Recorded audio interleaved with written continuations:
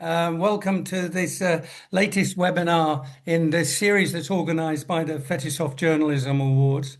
Our webinar program is designed to stimulate interest in some of the best journalism being produced around the world through focusing on the work of the winners of the FJA. It's also this year we're going to look at some thematic issues and trends in journalism, which we believe are really worthy of further scrutiny and study, and are really important in understanding how journalism is developing, and issues that are of critical importance. We know that the production of good journalism is not easy these days, and it's not without risks. Very often it comes at a price. This pressure, as we know only too well in the recent past, has been physical, but it can also be psychological. Acts of violence or intimidating threats and abuse are sort of common ways to try to stifle truth-telling journalism. But one of the issues that we're going to focus on today is the question of online violence, which is now a major barrier to women's participation in journalism and public debate, and indeed democratic life. Coordinated harassment campaigns aim to silence women journalists or activists and human rights defenders. When digital abuse escalates into online intimidation or physical danger, there is a chilling effect, and that becomes far more severe, deterring women from reporting newsroom diversity and limiting the public's access to information.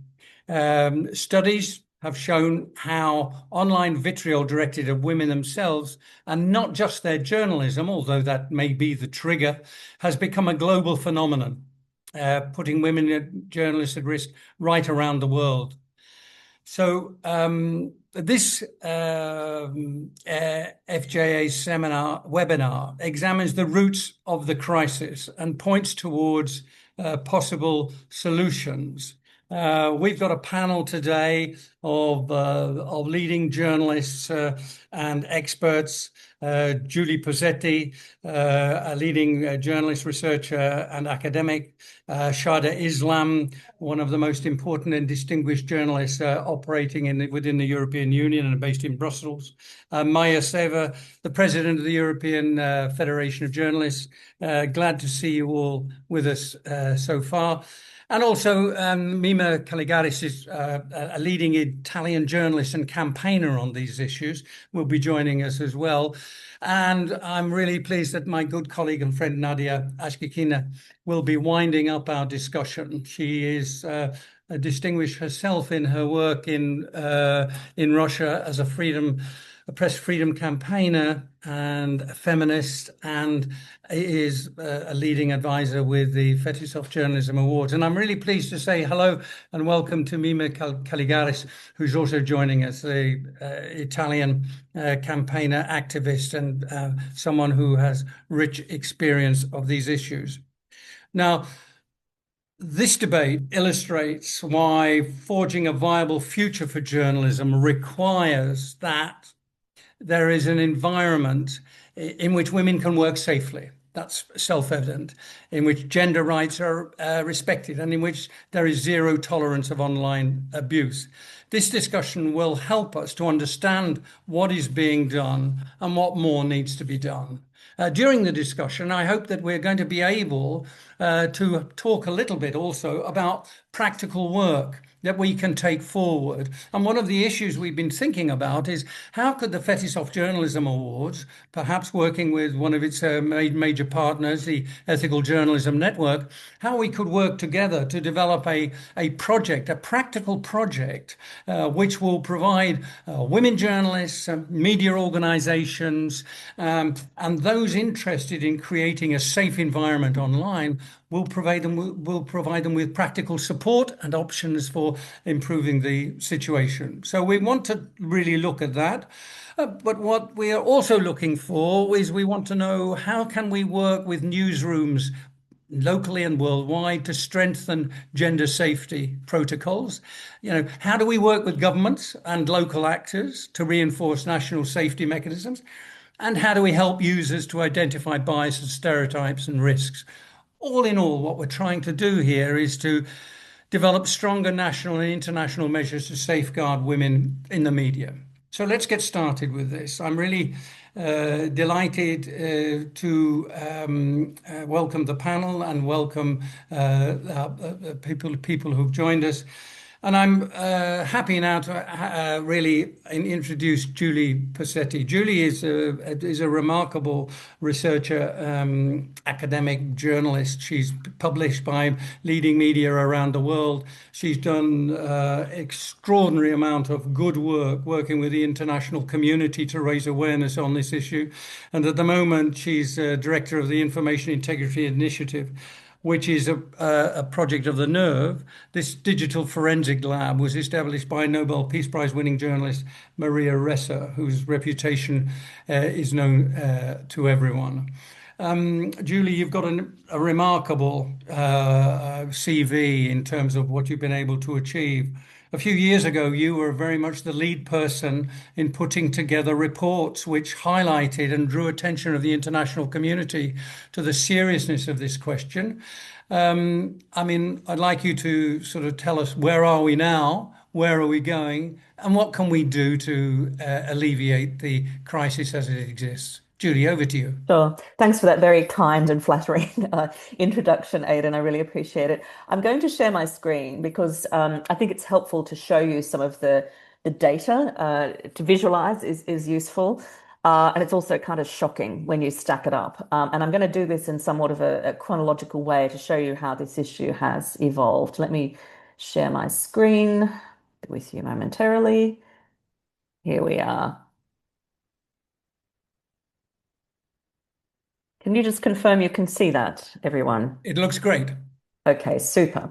So Aidan was referring, I think, to work that I actually began back in 2011 when I was still in Australia as a journalist and an academic, looking at the ways in which women were being targeted in the context of what, believe it or not, I was referring to then as the Twitterization of journalism. So in those early years where there was a lot more engagement and interaction directly with audiences on social media platforms, and then we were starting to see even back then the targeting of women journalists in particular online in highly gendered ways. But the report that I think Aidan was referring to was The Chilling, which was published in 2020 initially and with iterative publications through to 2022 by UNESCO based on a study that was commissioned in 2019. So The Chilling was the umbrella title for this series of reports, reflecting what Aidan suggested, which is the chilling effect of gender-based online violence towards women journalists. And I'm going to take you from 2020 through to the end of 2025, where we've just had a new study published by UN Women as part of an active and ongoing project. The data is very sobering. The opportunities for intervention, I'm afraid, have narrowed since we first began this work. But let's see what we can do to try and move the needle on this collaboratively. So if I can just make my screen move, that would be good. There we are. So this is just a brief overview so that you have these resources at hand. UNESCO's publications are freely available online. And I did this work when I was still with the International Centre for Journalists. And so you'll find a repository of this research there as well. I'm very much a participatory action researcher, which means that what I do has a lot more in common with investigative reporting than it does with some of the more inaccessible forms of research in the communications field. And I deliberately wrote these reports with a narrative approach that was designed for accessibility broadly. And I think that's one of the reasons, speaking as a journalist, that they found an audience. And it wasn't just about finding an audience, of course, it was about trying to set the policy agenda at the international level and the state level to defend and support women journalists who are coming under horrendous attack and continue to do so. So those are the resources that you can dig into, and some of the data I'll share comes from those resources published, as I said, from 2020 to 2022. Critical to this work was a very novel at the time methodology, which saw my team and I, in collaboration with computational linguists from the University of Sheffield, analysing large data sets. Actually, we also were partnered with the Nerve, where I now work, looking at the experience of women from the perspective of being at the core of an online violence storm. So being able to analyze in relatively real time the torrent of gendered and disinformation-laced abuse that was experienced by two women in the first instance, on whom we produced big data case studies, as we call them, Maria Ressa, now my boss, and also now somebody I call a friend, who was probably the most prominent early case in terms of international recognition of gender-based online violence, experiencing attacks that were coordinated through the palace of the then authoritarian leader of the Philippines, Rodrigo Duterte, and Carol Cadwallader, who, you know, in a Western liberal democratic setting, was being targeted with some connections to Kremlin-aligned trolls in what we termed a sort of networked gaslighting attack. In both cases, these women were targeted with a view to criminalize their activities as well, to shame, to harm, to discredit, and effectively to criminalize. And in Maria's case, we were able to trace gender-based online attacks against her back to 2017, where the hashtag Bring Her to the Senate and Arrest Maria Ressa, another hashtag, were being deployed by a palace embedded blogger while he was on tour in Moscow with Duterte. So this work was about, not just, as important as it is, foregrounding the voices of women journalists under attack, but also presenting the data that demonstrated the scale and the atrocious nature of these attacks and the ways in which they were networked. And we produced timelines of escalation that showed the ways that these attacks were starting to morph with offline harm. And so we have now produced another 6 or 7 of these big data case studies focused on emblematic cases of women journalists experiencing online violence around the world. And that has supported our ongoing work, which I'll tell you about, which is part of the solution, I think. So just to bring you up to date, first of all, I think it's important that we understand the data as it's evolved. So back in 2020, based on a survey which we produced in association with the Chilling Studies, it was a global survey of around 1,000 journalists internationally, and we found that 73% of the women journalists surveyed had experienced online violence in the course of their work. That's a statistic that continues to be used by UN organizations, member states, other intergovernmental organizations, and advocacy groups. It's a devastating statistic, but also it's been a very effective one in terms of triggering change, at least in attitudes. Really alarmingly, we found that 20% of the women journalists who'd experienced online violence said that they had experienced offline attacks, abuse, and harassment that they believed was directly connected to the online violence campaigns they were exposed to. So that's 1 in 5 of the women journalists experiencing online violence, identifying significant offline impacts, not just in terms of the personal consequences, but in terms of physical realm impacts of these online attacks.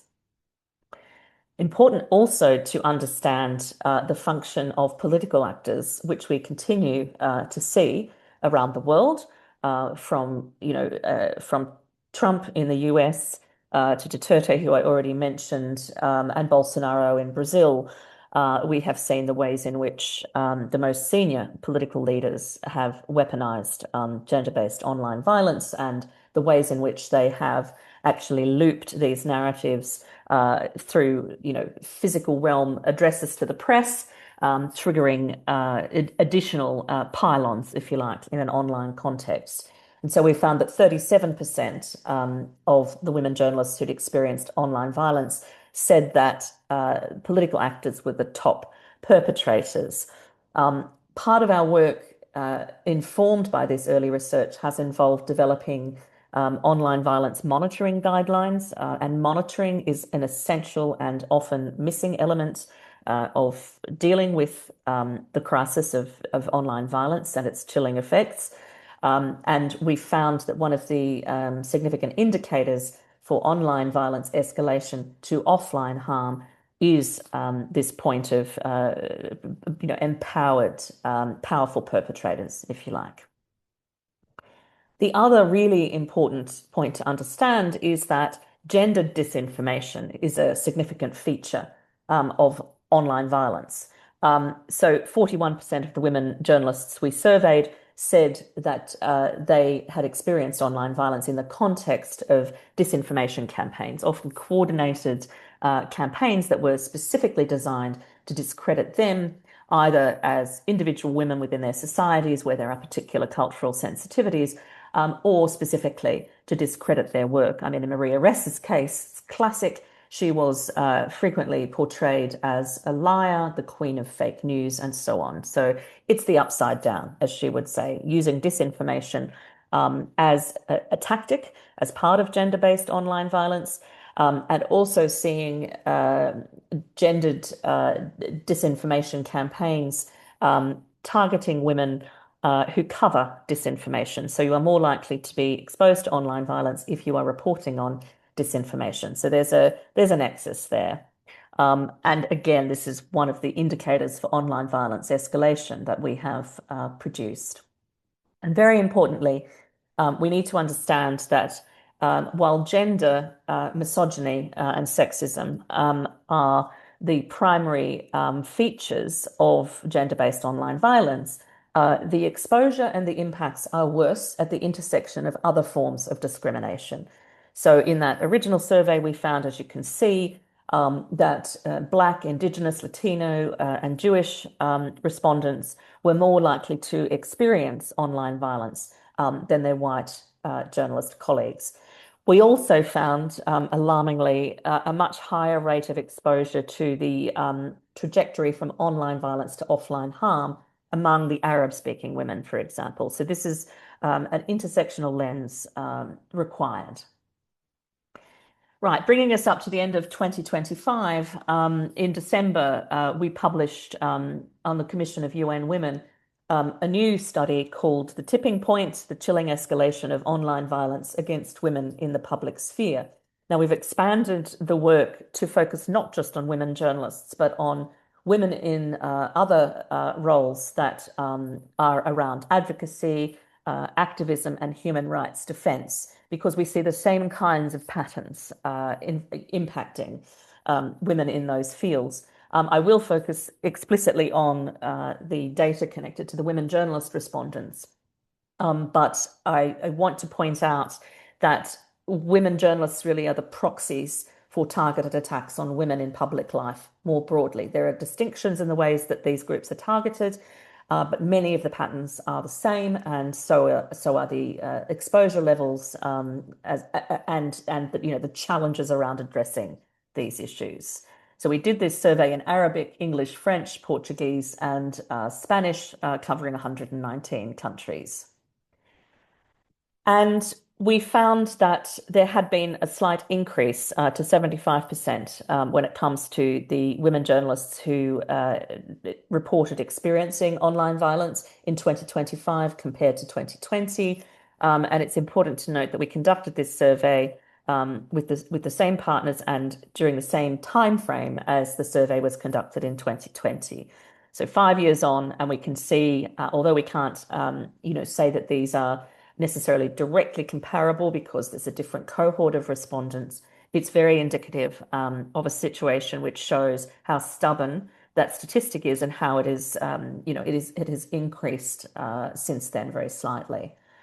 What is incredibly alarming is that the number of respondents among the women journalists who said they had experienced offline abuse, attacks, and harassment that they directly linked to the online violence campaigns against them has more than doubled from 20% to 42%. It's staggering and very alarming. And really, that statistic needs to drive, I think, what we do now. And one of the reasons that's so is because in the course of our research over the past 5 years or 6 years, we have identified a range of other indicators for online violence escalation, which trigger offline harm, including this new phenomenon of targeted attacks on women journalists online being linked to or associated with impunity cases, historic impunity cases. So we see, for example, the case of Daphne Caruana Galizia, which cannot go unmentioned, the assassinated Maltese investigative journalist, who herself endured the most horrific gendered online attacks prior to her assassination. Important to note, she was not even on social media. The attacks against her, the exposure that she faced in terms of offline harm connected to online violence, was being practiced in chat rooms on Facebook, so in Facebook groups predominantly, actually, and in online spaces where she was being discussed, where photos were being shared of her, where she was being effectively stalked. But this highlights the fact that the old adage of, just get offline if you want to protect yourself from online violence does not work. And of course, the public inquiry in Malta into her assassination directly linked that online violence she experienced with the situation that led to her murder with partial impunity. And we see now that Caroline Muscat and other journalists in Malta trying to follow through with the work that Daphne was doing are being threatened with reference to Daphne's assassination. So you'll be next, that kind of scenario. We see this also in India in the case of Rana Ayub with reference to Gari Lankesh. And in fact, in Northern Ireland, Patricia Devlin, who was a crime reporter in Northern Ireland, being threatened by online trolls associated with, in fact, paramilitary groups, being threatened in connection with the murder with impunity of Marty O'Hagan, one of her former colleagues. The other important point to note is that all of this is happening in an environment in which, as you will be well aware, notification tools have taken this to new levels. In other words, where women journalists are not now just being threatened, abused, harassed, with sort of cheap fakes and deep fakes of old, misrepresenting the women and exposing them to increased risk.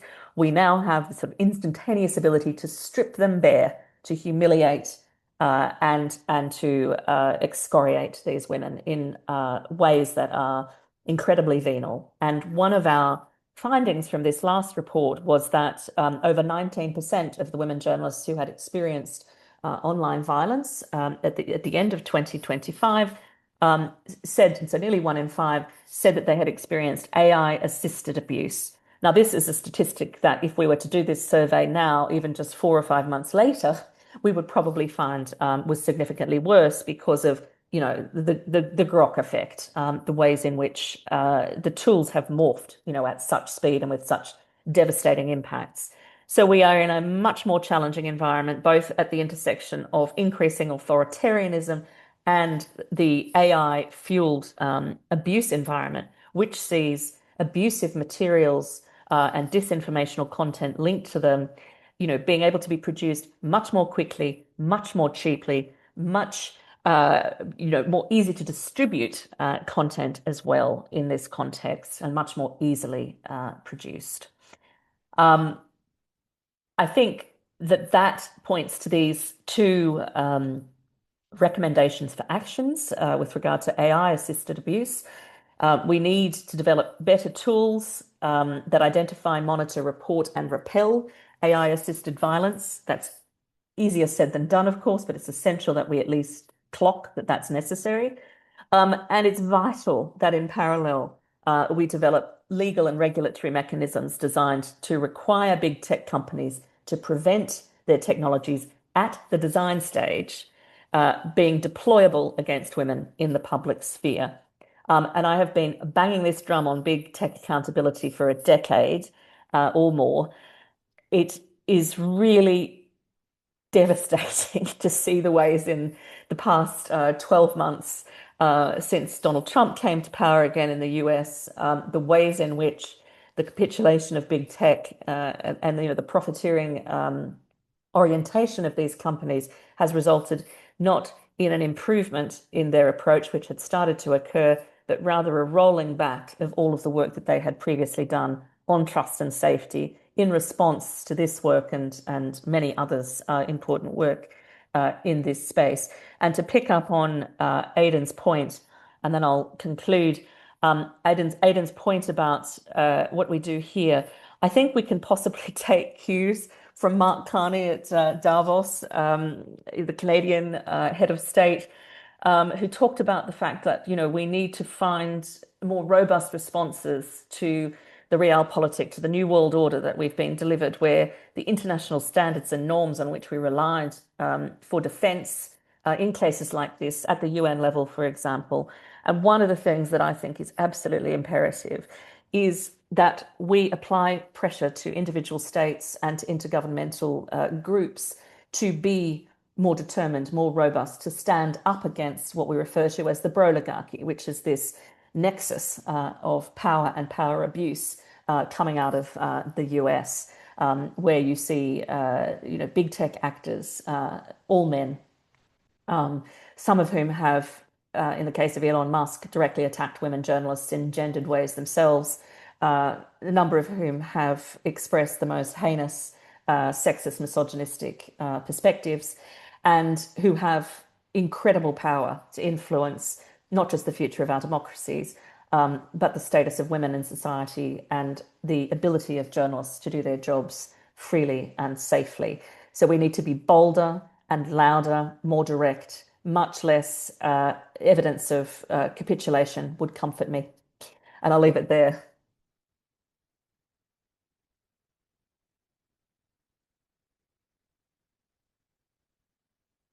I think you're muted, Aidan. No, it's all right. It's okay. I'm getting myself in order. Julie, look, thank you very much for that brilliant exposition. You have described, you painted a really gloomy picture of where we are. And I think that your challenge at the end to confront neglect and a lack of action by the international community to raise awareness on this issue, to make sure that more is being done to sort of to take it up, is absolutely one that we should follow up on. Thank you very much indeed for that. I should say that that presentation, which was extremely good, we will circulate. We will make sure that within our networks everyone gets access to it. I think it's important that everybody knows exactly what's going on. I want to move on quickly to Shada. Shada, you are a working journalist with a tremendous reputation for challenging the orthodoxies of modern politics, particularly on a European level. And you do so in an environment which is extremely challenging, including the environment in which you yourself are subject to online criticism and difficulties. But you also bring to the pictures so you also bring, to the debate discussion about other elements of discrimination as well. So please, what's your response to what Julie says, and what are your thoughts about how we can move this forward? Thank you very much indeed, Aidan, for inviting me. Yes, Julie's, I have to say what Julie has just informed us about is amazing, very well researched, devastating, and very alarming indeed. I'd like to preface what I'm going to say in two things. First of all, we've been in this business, all of us here, for quite a long time, and we've seen the development of good and bad in our profession. And while I always insist that while the online abuse issue is an enormous one, leads to murder and threats and all the rest of it, for many of my colleagues in the global south, it has also been extremely empowering. If used in the proper hands, social media platforms can give women visibility, power, and a space that they did not have before in legacy media in many parts of the world, including the global south. And I'd also like to preface this by saying that everything that we suffer, our women colleagues in real firing line, in the wars, in Gaza, in Ukraine, are suffering as well. So I always like to preface anything I say on women journalists by mentioning and paying homage to our sisters in battle, literally, and without whom we would not be getting the correct picture of what's happening in these terrible, terrible conflicts. Yes, so I'm going to share my experience in the home of liberal democracy, which is Brussels, which is the European Union headquarters. And the issue of online harassment and the vitriol and attacks on women is climbing up, slowly, I would say, climbing up the agenda. We've got the laws that are necessary, the regulations and the directives and all the EU bureaucracy has offered us. There's this directive that's been talked about and is very important. It's on combating violence against women and domestic violence. And there is an explicit reference to digital forms of violence. And that, of course, is very, very relevant to our conversation here. This directive talks about cyber harassment, cyber stalking. And there's also, of course, this very famous, much referenced Digital Services Act, which also, of course, obliges the platforms to be more transparent and to tackle illegal content and hate very quickly. There's also a code of conduct, etc. Now, the enforcement is, of course, patchy, and I think Julie has pointed out why. We've got the tech bros, the powerful political backers behind them. So we've seen how angry the American bros are about what the EU is developing in terms of protection online. And of course, you know, this is something that is part of this transatlantic muddle at the moment. There have been European Commission efforts to fine Meta and X, etc., and all of that is ongoing. So we are showing a bit of muscle.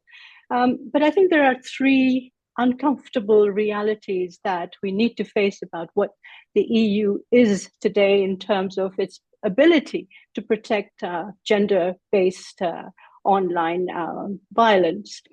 First of all, and Julie did reference it, it is the lack of any consideration, any attention really paid to what we call now intersectionality. And that's the one thing that I think the European Union is way behind in recognizing when it comes to online violence. You know, yes, and Julie has mentioned it, there is of course not just one, you know, average woman. I myself have been targeted, of course, online as well when I write articles that are considered to be slightly provocative. And that violence is based on your race, your ethnicity, your religion, whether you're Muslim or not. My name, of course, signals very much my Muslim heritage. And of course, I can vouch for the fact that the slurs that come online with my articles all reference the fact that I am a foreigner, not a real European. And a lot of my friends with similar, Ruqayya Diallo is one, Rana Ayoub has been mentioned already as well. The fact that we are of Muslim descent sort of colors the view of ourselves as journalists, as in our case, Ruqayya and mine, European journalists. In terms of Rana, of course, that she is an Indian journalist. So I think when I talk to my friends in the institutions and I bring up the question of intersectionality, I often, unfortunately, still get a blank look. And some of my friends have actually admitted that that word intersectionality hasn't really been understood in what I call hashtag Brussels so white. And that is not a reference to pigmentation, I hasten to add. It is about Eurocentric approaches. So the fact that women of color women of Muslim descent are more prone to attacks online is something that is still seen as a very personal problem. All you have to do is be nicer online, and it's only very, very few editors, and I work only with those editors who are conscious of the fact and then have ways of protecting you when this gets out of hand. Now, the other thing is also, we've talked about disinformation, fake news, and all of that. And I absolutely agree that there is a lot of that going on.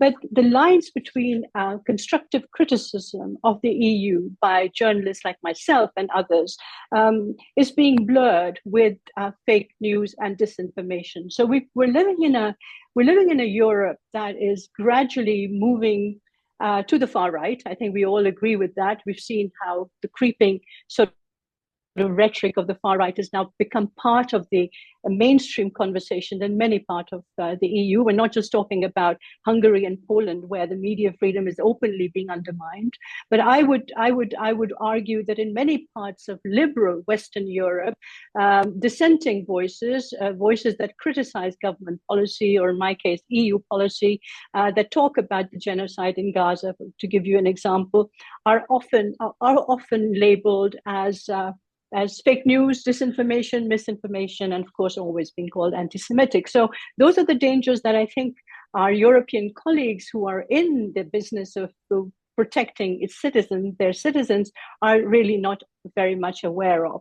And so what we're seeing, and we're seeing this, I think, in many newsrooms also, are that voices of people of color, people especially of Muslim descent, are being silenced. And, sometimes it's just being openly fired from their jobs. There have been some cases of that, or sometimes just being sidelined, being shadow banned on online platforms, and generally just being cancelled in a very kind of subtle way. What happens in the EU and Brussels is not what happens in the US, also not what happens in Britain. Here it's a very technocratic environment. So when people start talking about European values, that's a dog whistle to the far right narratives.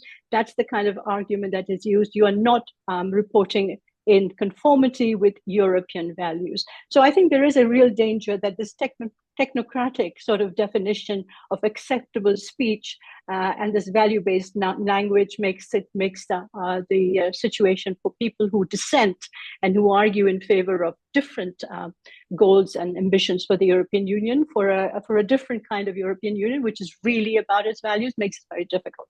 So I think the 3 points I've made are the ones that I think are the most endangering at the moment for people who do not conform to a certain view of Europe.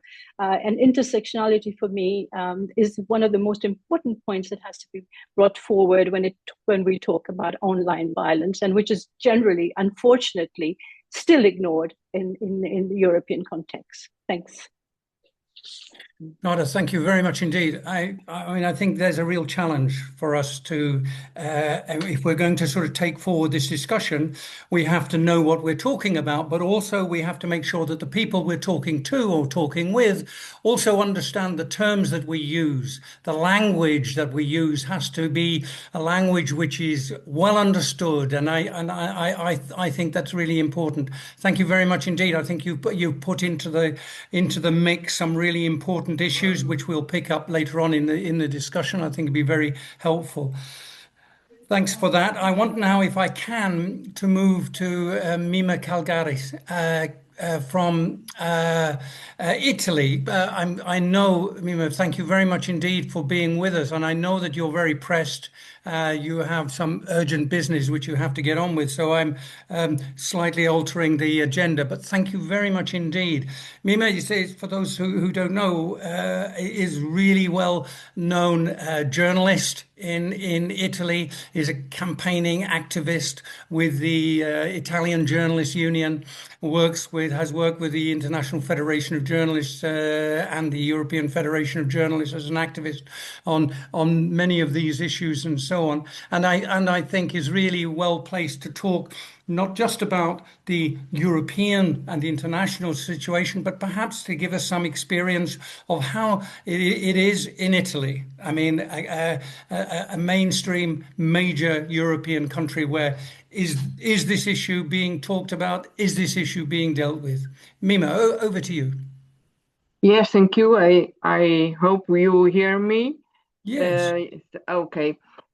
I would like to say that the role of women in Italian journalism is a role very strong, once very strong, but still quite uncertain. And I try to explain that because many wonder what space now is still reserved for female journalists. Socialcom has conducted an analysis stating that the gender gap continues existing in leadership roles, economic recognition, and public appeal. The data is staggering. Now, out of 38 publications, 38, only 6 different publications, only 6 are headed by women editors. No news program has a female director. And also online, we say that the number we have sites with male leadership attract more followers than those by women professionals. This is very difficult to accept, but also so this is what we have in Italy. Often we ask ourselves for the reason of such disparity in Italy. And for some, this disparity lies in sexism, for others in the conservatism that still characterize Italy today,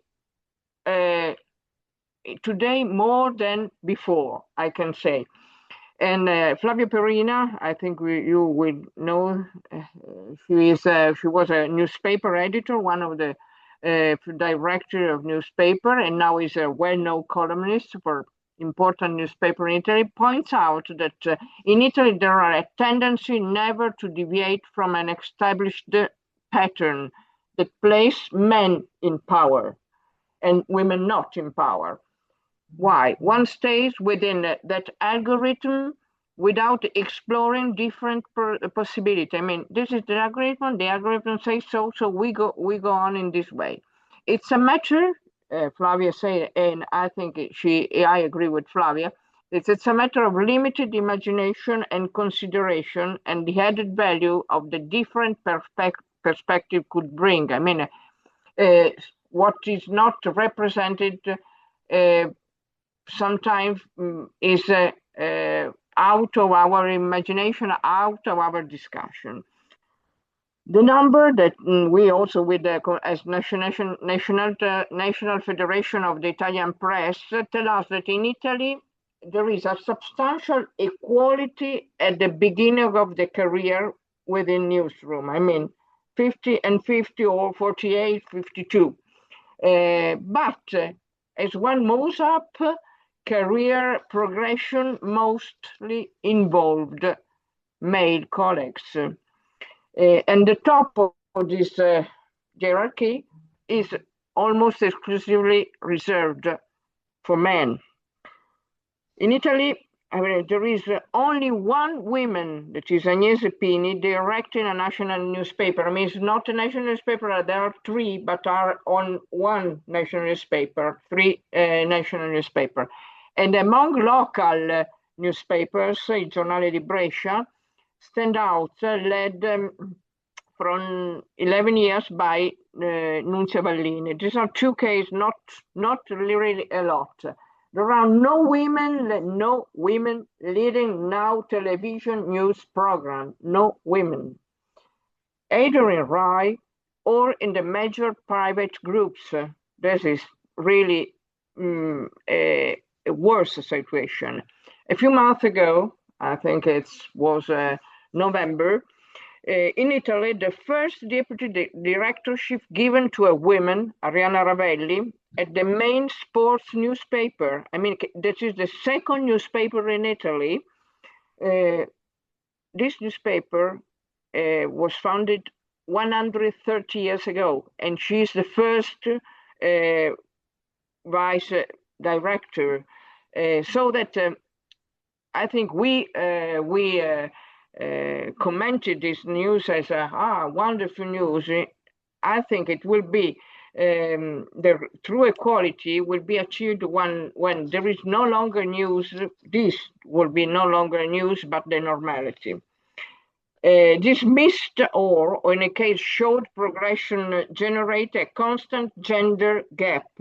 That is a gender gap both during the working career and the pension level, because lower salaries also correspond to smaller pensions benefits. It's a disparity that always accompanies the female journalist and also applies to freelance, because today we make the freelance in Italy are the 70% of the journalists, and we have also 50-50 female and male journalists, but there is a difference. They have really low salaries. There is a difference because one of the women are lower. Research conducted also on initiative of the National Press Federation of Italy, particularly by the Equal Opportunity Commission. During the 40 years I was president of this Gender Council of the Federation, showed that women, even in journalism, have paid a higher price, more higher than men, in the consequence of the COVID pandemic. What is the COVID? After the COVID pandemic wasn't the crisis of the publishing industry in Italy. The women, female journalists are demotivated, forced to accept different contracts under threat of dismissal. This is a really, I think, really is a form of violence for me.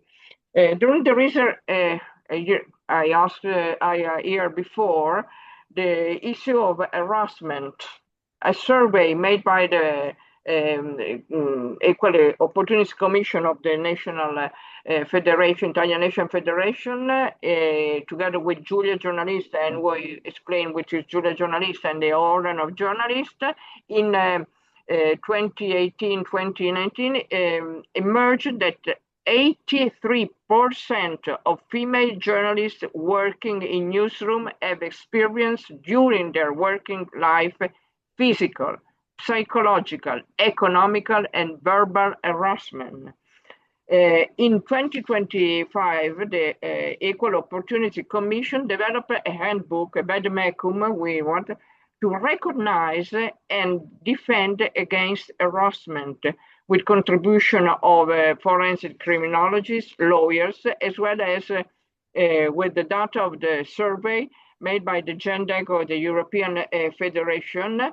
I am part of this with the elements which are very similar. So we have to recognize this form of harassment, which are online harassment, but not only harassment, and how to defend, how to protect ourselves, how to protect the female colleagues. Another user of the gender language is the gender language and storytelling, especially in the case of violence. Driven by FNC Federation with the UC Reich, the RAI unions and the Orden and Giulia Giornaliste, we have a really important document that is the Venice Manifesto, Manifesto di Venezia, created in 2017, which contains recommendations for journalistic reporting that does not discriminate and does not generate secondary victimization. To monitor, it is another very important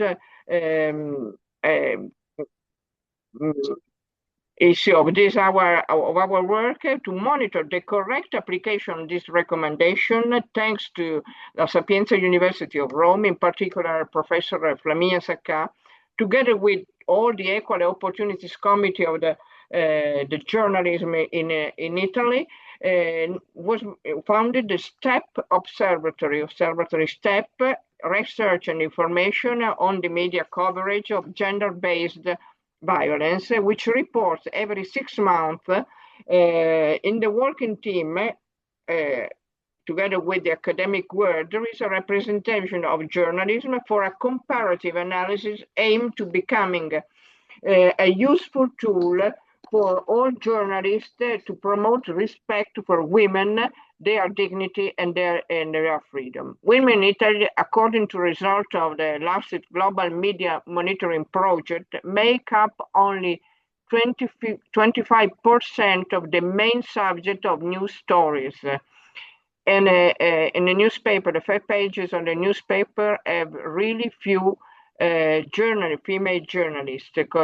Often in relation, this 25% is only often in relation to serious news events. The National Federation of the Italian Press also participates in the Rewriting the Story project. This is a project of International Federation of Journalists for journalism free from prejudice, stereotypes, and bias in the reporting of women in politics. But this rule of rewriting the story are good for every, not only in politics, but in sport, in economic, and in all the fields. I also want to add, for finishing my speech, that great work for the actual equality carried on by Association Giulia Giornaliste. Giulia is an acronym, is Italian Female Journalists Reunited Autonomous, which is engaged on language, roles, careers, ethics, hate speech, and the stereotypes with the AI languages. Another serious attack against women journalists, and also in Italy, together with the National Federation of Press, against frivolous complaints or gag complaints. There are which are really dangerous for journalists, or all journalists, particularly to female journalists. We have a lot of colleagues, female colleagues, that lives under protection because of this hate speech, because all this hate speech online, because of the impossibility to work free and on the contrary, to work every day under attack of mafia or political part or extreme political party. There is very difficult, and the female are really very under attack or on fire. Really, this is one of the items in one of the struggle of the gender council, our federation, because of the really we have the number of the colleagues, the female colleagues under attack is increasing about in this period with I think part also of the political situation in Italy. Mimma, thank you very much indeed. I mean, I have to say that you have really sort of added to the sum of knowledge about this issue. The national experience is incredibly important, and I think if we're going to develop a practical program or some action after this discussion, I think your experience in Italy will be really, really very useful. Certainly what you've said shows how the issue we're talking about, sexual harassment, explicit threats of violence, the online vitriol that women receive, in many ways reflects entrenched gender inequality and harmful social norms. And we have to be aware of that, I think, if we're going to sort of really practically confront the issue. Thank you very much indeed for that. Thank you. That was really very helpful. I'd like now to move on to Maja Sever, the European Federation of Journalists. President Maja, thank you for joining us. It's fantastic to have you here. You come not just as a leader of women journalists and women in media on a European level, but actually as a representative of journalists altogether in Europe, where the challenges are enormous, and this is just one of them. But I'd really like to know what you think this sort of discussion, we can contribute in practical terms to building more solidarity and more practical work which will confront the problem. So please, let us have your thoughts. Thank you very much. Thank you very much for invitation, and thank you for bringing us together on this webinar around this very important topic. A topic that it's not only professional, but also deeply personal. What we are discussing today, it's not something that happens somewhere else, nor it is an issue that we can push into the footnotes of the journalistic lives. Gender equality, the violence against women in the journalism is not isolated incident. It's a pattern, unfortunately, and we can see it from Julie's research and all those witnesses and speakers witnessed about it. A reality that directly shapes our profession, journalism, and of course, female journalists.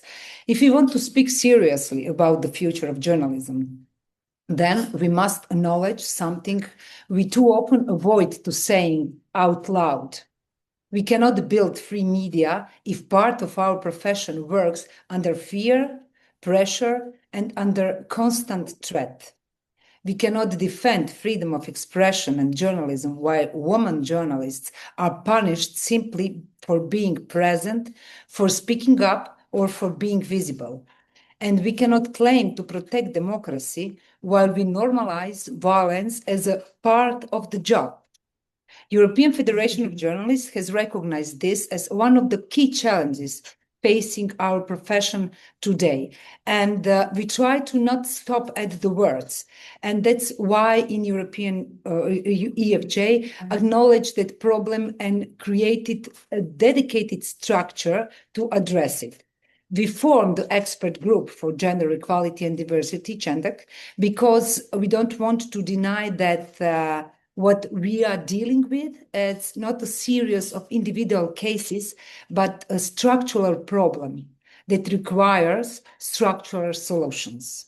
Our expert group in European Federation of Journalists work on gender equality policies, fight against discrimination, harassment, violence, and on practical ways for newsrooms, unions, and institutions to build safer working environment for women, who are so often the first and most frequent targets. I have to add also that at last EFJ General Meeting in Budapest, we adopted the strong resolutions to end inequality and violence against women journalists. And this is not a symbolic document. It's a commitment and the message that we as professionals, as an organization, have decided to stop tolerating the normalization of violence, discrimination, and inequality, and to make this issue a priority that must be reflected in collective agreements, in newsroom policies, all documents, protection mechanism, accountability systems, trainings, and in our everyday professional practice. And now I want to bring this European picture closer to home, to Croatia, where I come from, and to this region where I come from. You should know that in this part of the world, everything is often a little, let's say, harsher, little harder. Our public space is smaller, but people know each other. Pressure used to be more direct, and the violence often comes from multiple directions at once. It is not only anonymous accounts and bots. It used to be also people with names and faces. We know each other. And in an environment where women in the public sphere are still punished for being outspoken and for being brave, or for asking questions.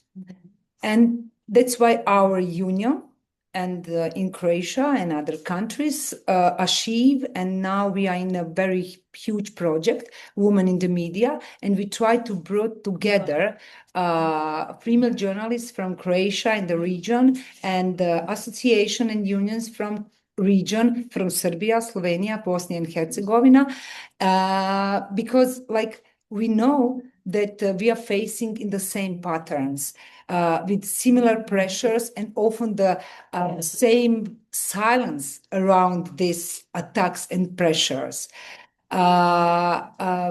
So we try to unite it, and we were united by the feeling that we speak too little about the problem, but also that we do little to stop it. And we are aware that it's not enough to say violence exists. We have to do something together. We want to show that how it looks like when how it begins, how it spreads, and who tolerates violence against female journalists, and what remains after the violence. And we try to gather together in our project to offer solution and support.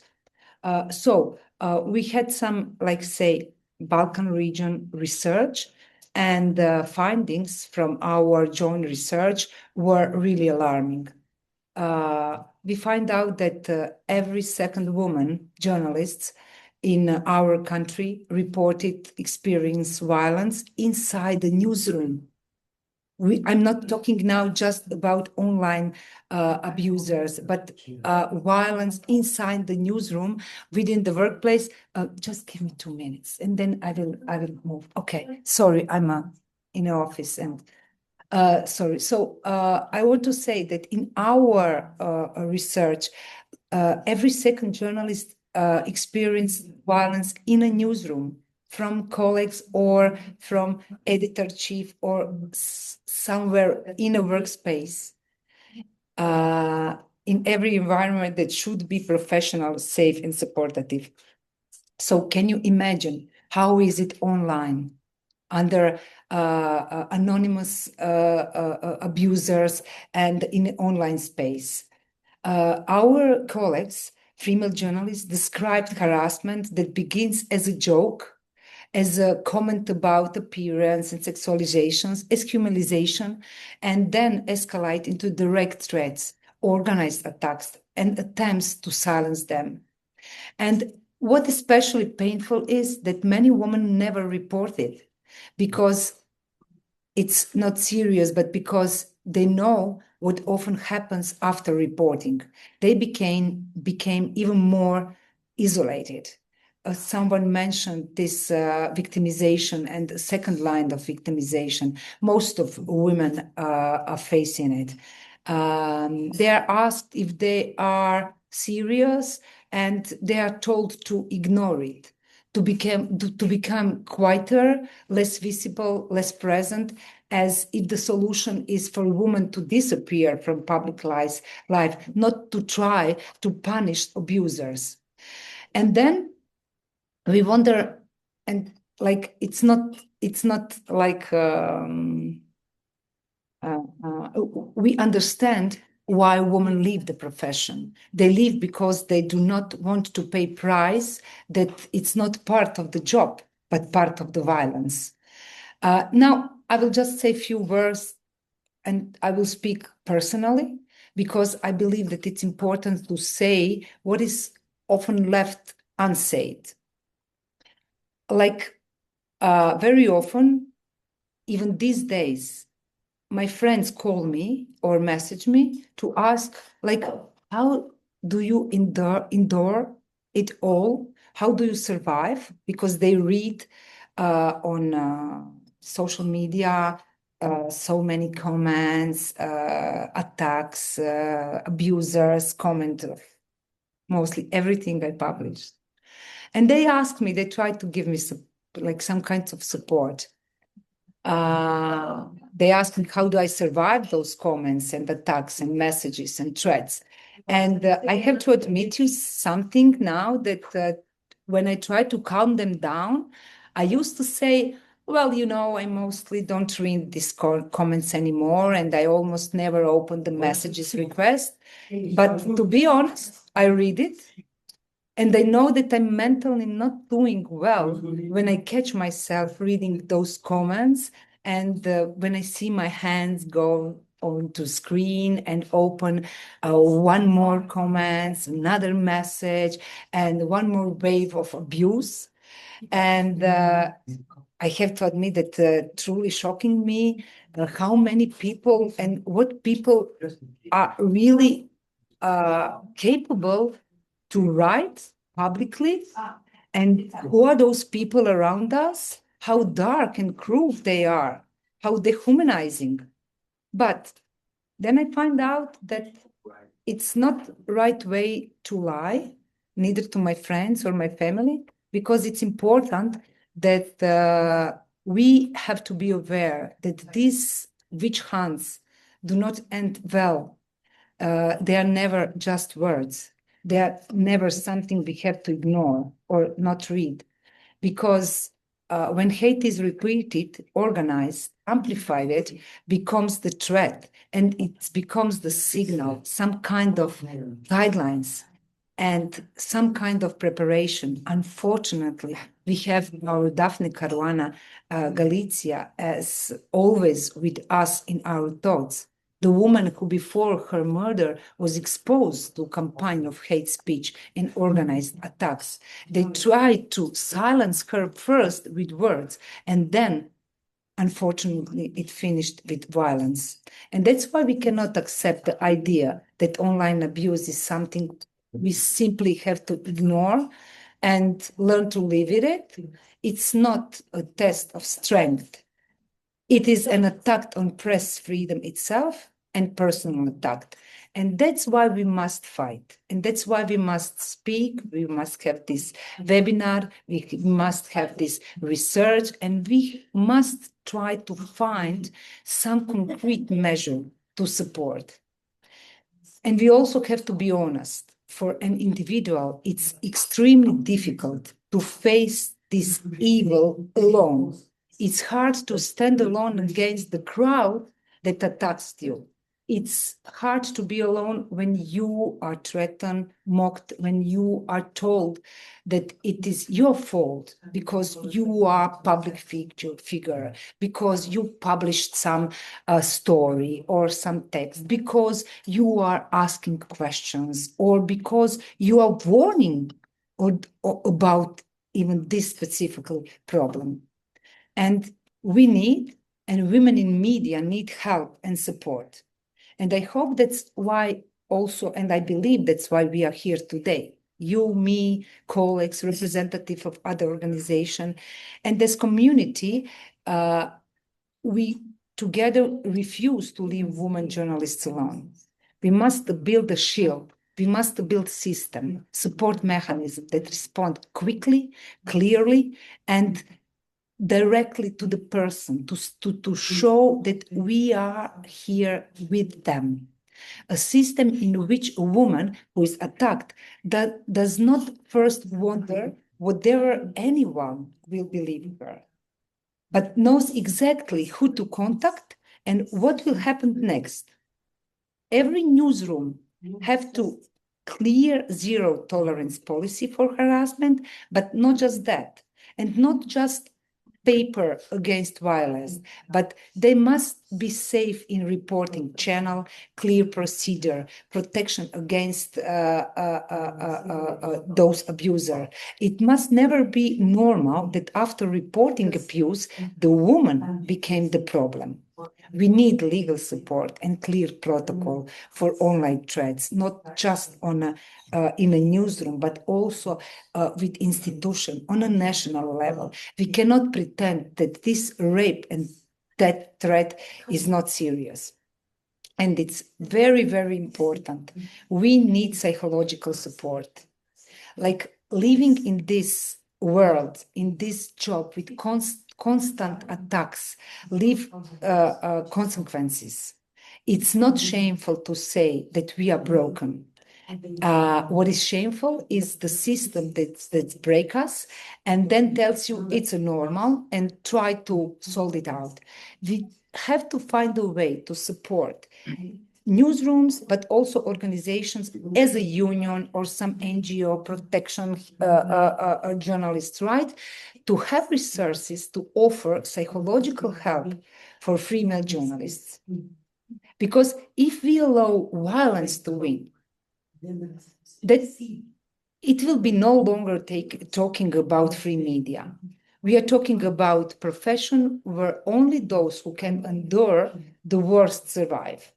And journalism must never become a competition in who can tolerate more abuse. Journalism must remain a profession where it is possible to work freely, safely, and with dignity. And in the end, I want to say it's not to women who must adopt violence. It's our responsibility to stop the violence. And we must strengthen solidarity in our profession. Not symbolically solidarity, but real solidarity. When one woman journalist is attacked, she must be not left alone. An attack is one of us must be threatened and as an attack on all of us. And we must ensure that women do not leave journalism because women are outstanding journalism and their work matters. And I really proudly can claim and say that I think that we, female journalists, bring perspectives what society needs. And I really think that society and journalism need us, female journalists, but we have to ensure protection and support. So when we talk about solutions, we talk about responsibility of employers, of institutions, of platforms, it's very important, and of society, but also our responsibility as a professionalists, as organizations, not to look away, but to say enough. Let's really build concrete mechanism to support female journalists in every small newsroom, not just in Europe, but all around, because we need it now, not just to defend journalism, but we need it now to defend, let's say, freedom and democracy. Thank you for listening, and thank you for gathering all those brave women and, of course, men, and let us try to build a shield that will allow women in journalism to stay and to continue their brave work.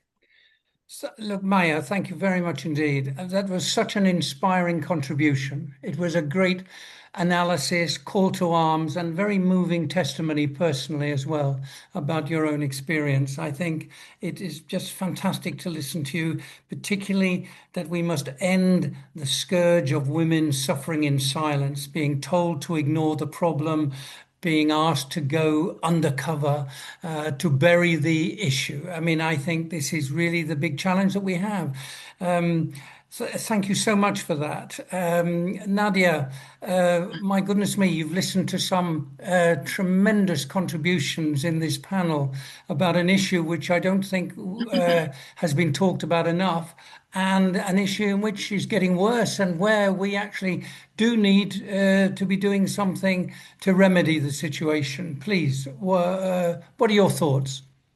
Thank you very much, and I should tell you that I'm absolutely happy to hear to those fantastic presentations, to those courageous women, scholars, professionals, colleagues, and friends.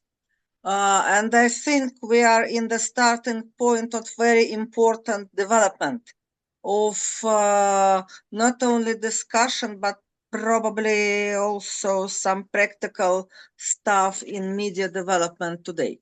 And I felt very impressed by all presentations.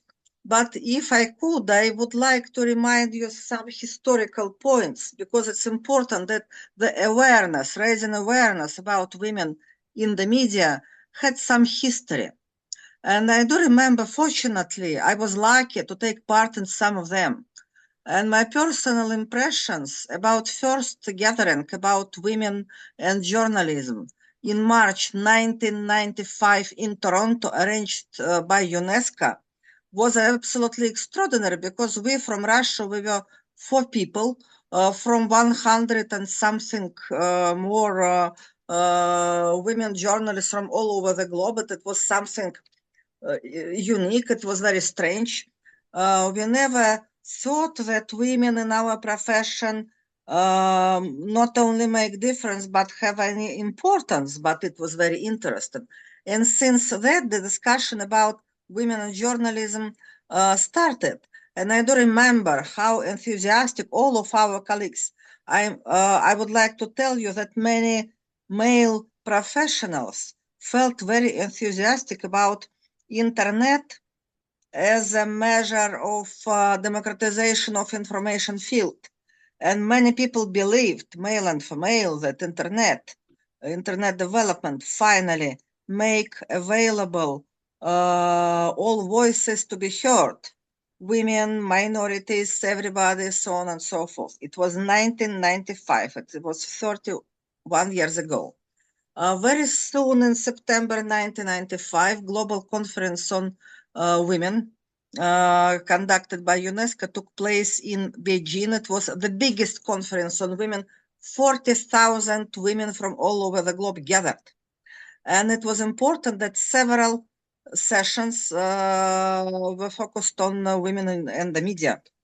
I would like to mention Shada in Sweden and FJA Institute. They arranged session of women journalists accredited for the conference. Women's World International Women's Writers Organization also arranged a gathering, and a couple of others. And nobody were prepared for this discussion about women and journalism, what it was about. Journalism is for everybody. What does it mean, women's voices in journalism? But it was very important. And after that, UNESCO decided to study the issue.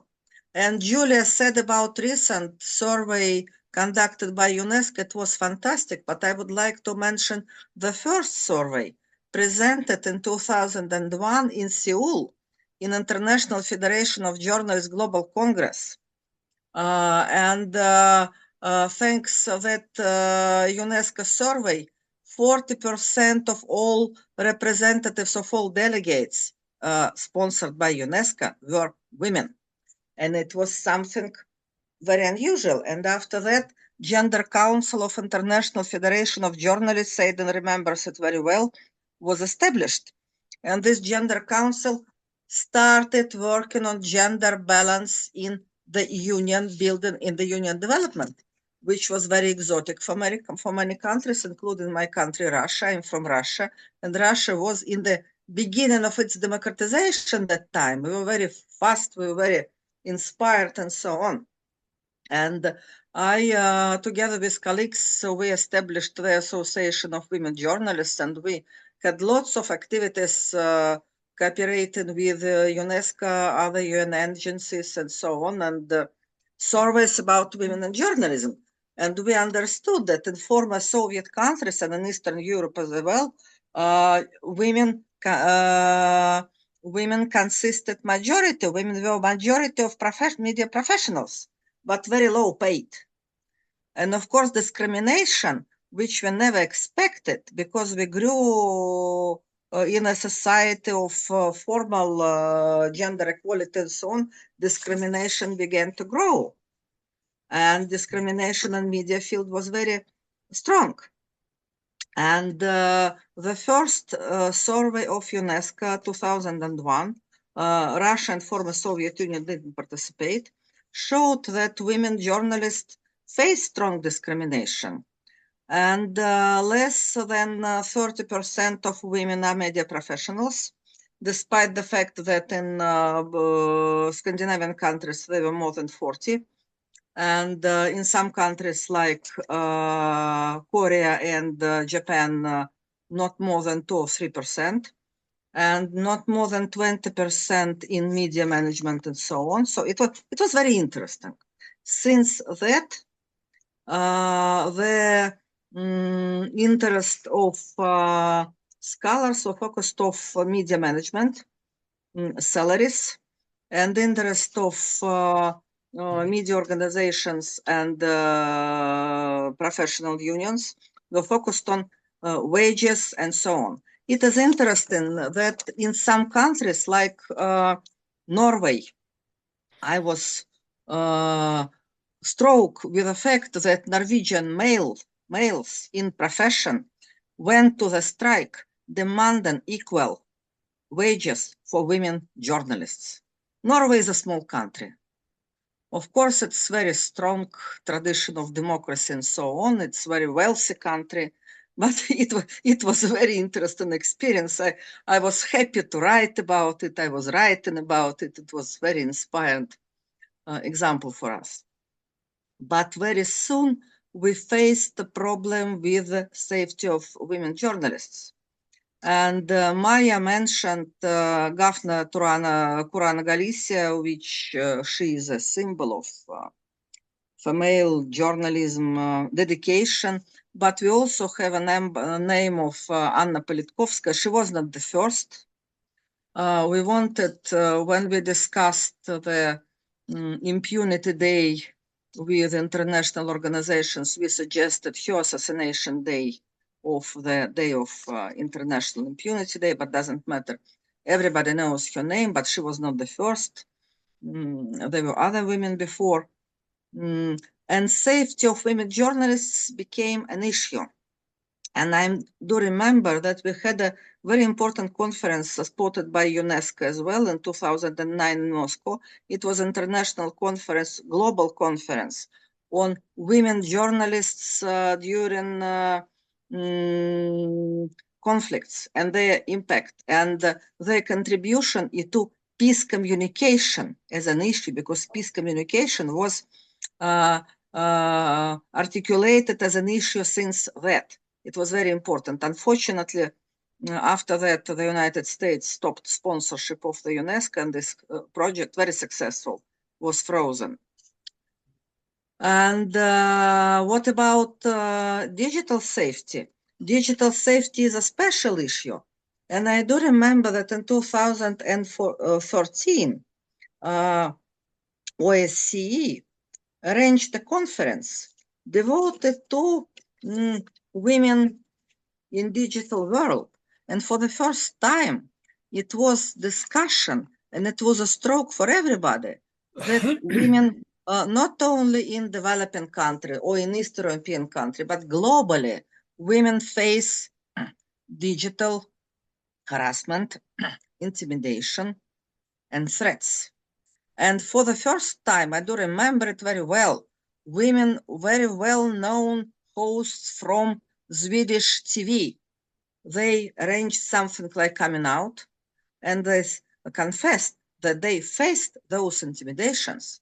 And for people from other countries, it was like something very unusual, very strange. How come?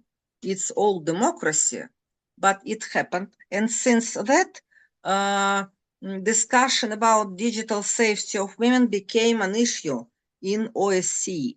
And in 2015, a special project of women safety online, SoftJob project, started. And since that, a couple of initiatives took place, like survey, which presented awful level of online violence against women. There was no exceptions. There were examples from Great Britain, Spain, the United States, Turkey, Ukraine, Belarus, Kazakhstan, Russia, everywhere. And what was interesting, that women journalists faced intimidations and threats online 3 times more often than men, everywhere. So there were no difference. All democracies, freedom of expression experience or lack of freedom of expression. So it showed that our understanding of media environment is not perfect. And fortunately, this project had a long life, There were several surveys published under umbrella of OSCE, and I hope that our colleague Uliana showed our some links to those surveys. There was a manual for organizations. There were several discussions about them. And in 2019, there was presented a documentary, A Dark Place, about women's safety online. I would like to quote some of this trailer. The online safety of women journalists goes beyond gender equality and press freedom, directly impacting the quality of our democracies and right of society to access plurality and information. This simple truth unfolds in a dark place through first-hand experiences shared by those journalists targeted with online abuse and aspects in the fields of human rights, gender, and media freedom. So this film was very powerful. I was part of this film, and it was filmed in many countries of EU, not only EU, and it showed that it is an issue to be discussed. And after that, there was a very important conference in 2023, and in the fall of 25 also was a conference devoted to this issue. But what I would like to say that, of course, there were different ideas, experiences. Italian experience with Venice Declaration and so on is very important. But what we face today, media freedom is challenged, journalism is challenged. Professional associations, Maja said fantastic presentation, but we should confess that professional associations are not so well respected elsewhere. So we do understand that it is. Public opinion is fragmentized, is puzzled. Right-wing opinions are very important. And those people who do produce this violence, they feel that they live in impunity. And public awareness about the issue is very low. So what people suggested during our conferences, there were fantastic examples in Danish experience, in some other places, when journalist organizations together with police focused on those offenders and punish them. It happened. Even in Russia, there were several examples, but there are very few. I think that we must work on the same public awareness and education. And that's why I'm so proud of our idea to establish a special project. I do believe we could manage. We have so strong intellectual and practical background for that. Let's try to arrange a project to promote this awareness about, about shame, name and shame, about some values, because we cannot do anything but promote values of respect to women and other people, values to intolerance to gender-based violence online. And if we could promote it, I'm sure we will manage. And I would be happy to discuss with all of you details of this project. And I'm very proud again that Fetisov Journalism Awards and Aidan and all our team is focused on this issue. What I think is crucial for the future of democracy itself, not only for women, not only for freedom of expression, but it is very serious. Thank you very much. Nadia, thank you very much indeed. I mean, you've added quite a lot to the rich experience that we've heard about today, surveys and studies, actions that have been taking place for decades, actually, not just over the past and recent years. I found that really, really quite stimulating. And I think the call to action that came from Maja really at the beginning of her introduction and her speech, and your call for a project which will take this forward. I mean, I think this is an unstoppable idea, which I think we should really work on. And I would certainly say that one of the follow-ups from this webinar will be for us to bring together the people who have taken part here, but also others who are friends in order to try to build a project which will promote solidarity and which will seek to achieve the objectives. But I think the issue that is really rising is, despite all of the good declarations, good statements, strong goodwill that is expressed by some group, the problem continues to get worse. So in a way, we have to look for really practical actions which will take things forward. And I think really with that in mind, we can move forward. Look, Maja, Shada, is there any last words you'd like to add to what we've talked about so far? And from what you've heard? Yeah, I think, thank you, if I may. Yeah, Aidan, Nadezhda, really, this has been a very, very informative and I think a very useful session and a good prelude to what we hope to launch as a project in the future.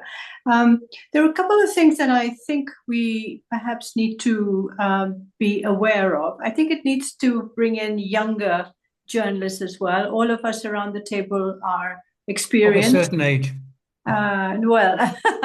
Experienced. And I think the problem is rightly facing many of our young colleagues. And I can see this, many are shying away from journalism. Many are freelancers. So as Maja has said, freelancers are doubly punished, freelance women. And there is also, I think, what saves many of my younger colleagues, I work with quite a few of them, is social media. It hurts them, but it also saves them because it allows them a certain visibility. They can be on TikTok. They're good on TikTok. They're good on certain media. So there is, as I said initially, it's a double-edged sword. You know, it's not just bad. So I think we need to highlight that. The other thing is, it was said, you know, anonymous trolling. Yes, a lot of anonymous trolling by bots based in India and Budapest, Hungary, wherever. There's a lot of that. But I have been trolled by people I know, people in the Brussels bubble, men and women, who cannot put up with any different views on the state of the world and the state of Europe. So it's not just anonymous, faceless people who are trolling people like myself. And the same thing is for Ruqayya Diallo. It's the same thing for Rana Ayoub. So when you're a person of color, you're of Muslim descent, the field is wide open to personal attacks, which are on LinkedIn, on Twitter, and not only from trolls. And I think that's something that I would like to insist on. And finally, I would say, Aidan, no time to lose. Seriously, no time to lose. You and me and a few others were pioneering in our first post-caricature days with this initiative that we launched. And I think we don't need to wait for it to be perfect in all its different dimensions. I think we already have the headlines and we can launch it. In today's world, you don't really need a lot of funding to get something started. People can come in as we go along. So I wouldn't waste time finding the perfect, format, the perfect thing. You're muted, Aidan. I think you're trying to say something. No, I'm absolutely with you. And that's all I have to say. And I get that very strong message. Absolutely. There's no time to waste at all. I couldn't agree with you more. And we will pick it up and run with it. Maja, do you have something to add to that? Just a few words. First of all, I want to tell you that it was so interesting, very valuable. We have to stay in touch.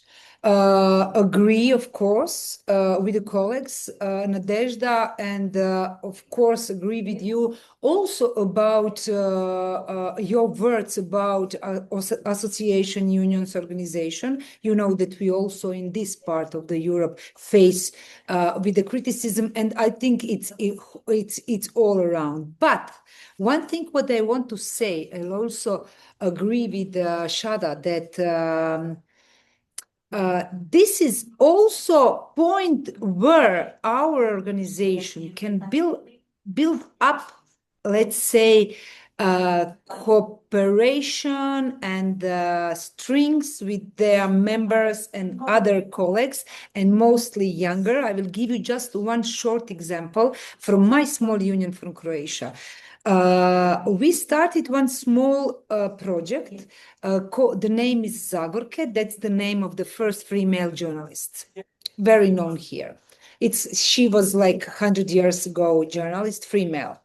And the idea is to build a mentorship network between, let's say, as you said, not older, but in the best stages, a journalist, awarded one, a respectable one. And we invite young journalists, students, or young journalists in the beginning of career. And I really cannot explain you how this idea was like start to grow.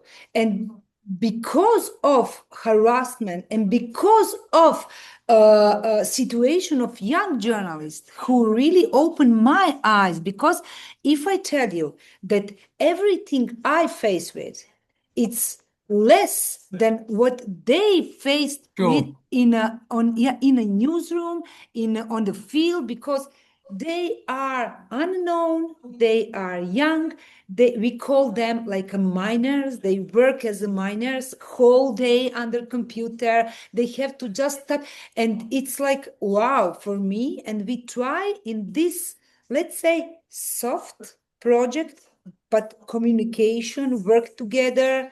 We will go on voices together or something to strengthen this intergeneration cooperation in our ecosystem and try to strengthen them. It's opened my mind and my eyes, and I faced with just a new bunch of the problems what young journalists faced. But I think that, as Shade said, like step by step, not try to be perfect, small project, let's cooperate, let's share it. Let's share. I will send you a few notes about this a little project of ours on this mail, so you can see it. And and we don't have a choice. We have to. But I think that on this webinar we hear like some really concrete things we can develop.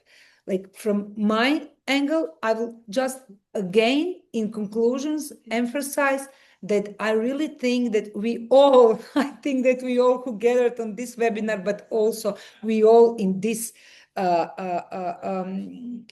journalist world need psychological help. And we have to try to find a way to achieve some resources and to organize some kind of the system with cooperation with, I don't know, some organization for psychological help. But I know that in my country, in my media environment, so many times people ask me, can you ensure me something to go anonymous? Because people don't want to go through the system. They don't want to go to their doctor to have like it's also, I don't know if it's in your countries, but in my country, like people want to find a way to have an expert to talk with psychologists, but not to be like signed in a system. I understand that. And let's try to find, for example, this to do something. Look, Maja, thank you very much indeed.